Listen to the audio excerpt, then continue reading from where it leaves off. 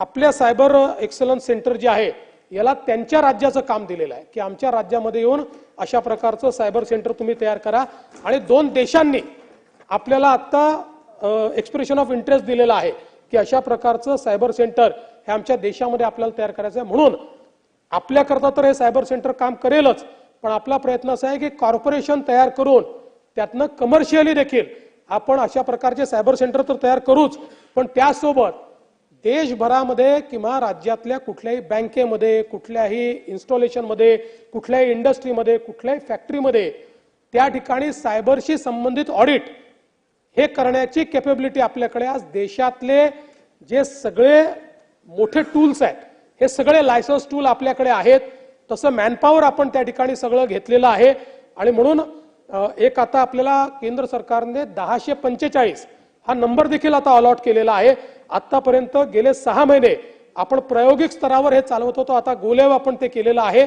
आणि मला सांगितलं पाहिजे की येत्या काळामध्ये आपली कॅपेबिलिटी असेल की एखादा सायबर गुन्हा घडल्यानंतर 24 तासामध्ये आपण किमान तो उघडकीस आणू शकू आणि जर गोल्डन अवर मध्ये आपल्याला त्याची माहिती मिळाली तर तो सगळा पैसा देखील आपण थांबवू शकू।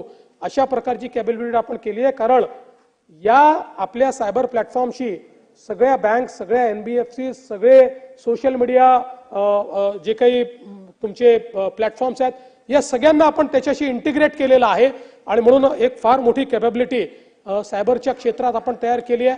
आपल्याला कल्पना आहे की आज सगळ्यात जास्त आपल्याला सायबर गुन्ह्यांचा सामना करावा लागतोय आणि हजारो कोटी रुपये हे लोकांचे जात आहेत आणि उशिरा कंप्लेंट्स आल्यामुळे गुन्हा जरी उघडकीस आला तरी 10 राज्य 10 देश परिवर्तित करून कुठल्या तरी अशा देशाच्या खात्यामध्ये पैसे जातात की ज्या देशाशी आपला कुठलाही करार नाही आणि त्यामुळे ते पैसे आणणं आपल्याला अतिशय कठीण जातं।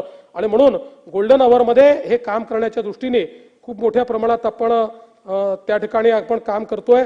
आता 2024 मध्ये याचाच उपयोग करून नाही करावं लागतं। आता आपण जी प्लॅटफॉर्म आपण तयार केलेला आहे, बँकांनी जर सपोर्ट केला नाही, आता फॉर्च्युनेटली सुप्रीम कोर्टाने तर असाही निर्णय दिलाय की जेव्हा फ्रॉड होतो आणि त्या फ्रॉडमध्ये जर बँकांची चूक असेल तर आता बँकांनी पैसे भरून द्यायचे। आता सुप्रीम कोर्टाचा निर्णय आलेला आहे। आतापर्यंत बँका तयार नसायच्या, पण आता बँकांनी ते पैसे भरून द्यायचे आहेत। त्यामुळे आता बँका ज्या आहेत अशा याच्यात आता म्हणजे आता मी आपल्याला सांगतो की 2024 साली जवळपास 440 कोटी रुपये हे आपण या फ्रॉड्समध्ये थांबवले, बँकांमध्ये गोठवले आणि त्या लोकांचे ते पैसे जे आहेत ते आपण परत केले। आणि त्यासोबत एक ऑपरेशन ब्लॅकफेस आपण सुरू केलेला आहे, ज्याच्या अंतर्गत लहान मुलांचे अश्लील व्हिडिओ असतील, पोर्नोग्राफिक व्हिडिओज असतील, हे सोशल मीडियावर शोधून काढायचे आणि ते सोशल मीडियावरनं त्या ठिकाणी काढून टाकायचे। यापूर्वी आपल्याला अशा प्रकारच्या गोष्टींकरता केंद्र सरकारकडे जावं लागायचं, त्यांना विनंती करावी लागायची। उदाहरणादाखल एखादा सेन्सिटिव्ह कम्युनल अशा प्रकारचा एखादी गोष्ट टाकल्यानंतर आपल्याला सेंट्रल गव्हर्नमेंटकडे जावं लागायचं, त्यांच्याकडे आपल्याला विनंती करावी लागायची, मग ते त्या सोशल मीडिया प्लॅटफॉर्मला विनंती करायची। आणि अनेक वेळा मग शनिवार रविवार आला की ते सांगायचे आम्ही शनिवार रविवारी काम करत नाही, आम्ही सोमवारी काम करू। आणि मग त्याचा परिणाम असा व्हायचा की इकडे तर दंगली घडून जायच्या। आता ही कॅपेबिलिटी आपल्याकडे तयार झाली आहे, त्याच्यामुळे आता अशा प्रकारच्या सोशल मीडिया प्लॅटफॉर्मला तात्काळ त्या क्षणी आपण सांगू शकतो। अर्थात प्रत्येक वेळी ते रिस्पॉन्ड करतात असं नाही, कारण ते आपल्या ज्युरिस्डिक्शनच्या बाहेर आहेत, ते परदेशात बसलेले आहेत, पण बहुतांश वेळी ते आपल्याला त्या ठिकाणी रिस्पॉन्ड करतात, काही वेळी करत देखील नाहीत। ही देखील एक चिंतेची बाब आहे, जी केंद्र सरकार करता देखील चिंतेची बाब आहे, पण त्या संदर्भातलं काम जे आहे ते निश्चितपणे मोठ्या प्रमाणात हे चाललेलं आहे।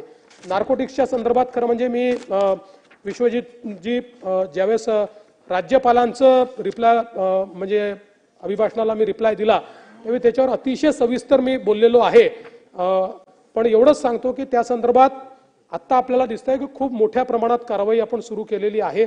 आपण जसं सांगितलं की या ज्या फॅक्टरीत आता कुठेही बंद केमिकल फॅक्टरी असेल तर तिथे आपली व्हिजिट होते, MIDC ला आपण अलर्ट